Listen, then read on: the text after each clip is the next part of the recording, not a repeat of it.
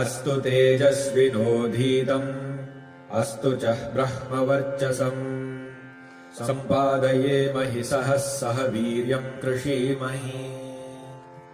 स्तम्भम् निर्भिद्य निर्यद्निखिलजगदघक्षालनायावतीर्णम्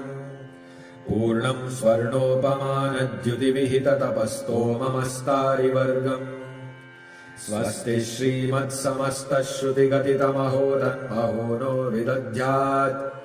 पञ्चास्यम् कन्धराया उपरि परिगतम् देववृन्दैरमन्दैः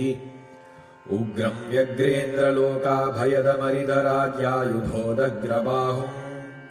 रुद्रम् रुद्रेन्द्रमुख्यामरगणविनुतम् भद्रविज्ञानमुद्रम् वीरम् वीरासमस्थम् भवभयहरणम् दारणम् दारुणानाम् रूक्षम् त्र्यक्षम् महेक्षम् क्षपितदुरितमक्षोभणीयम् विदृक्ष्ये ज्वलत्कनकपिञ्जरम् कलितभक्तहृत्पञ्जरम् चिरम् मुदितनिर्जरम् श्रुतिमहाटवीकुञ्जरम् भजे भुवनबन्धुरम् हृदि निजेन्दिरामन्दिरम्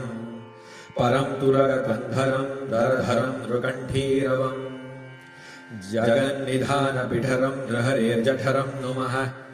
यन्नाभिकुहरोद्भूततनयो हंसवाहनः यदुत्सङ्गा जगदुदयभङ्गाब्धितनया यदुद्गीता गीता विषय विषभीता वनकरी सुधी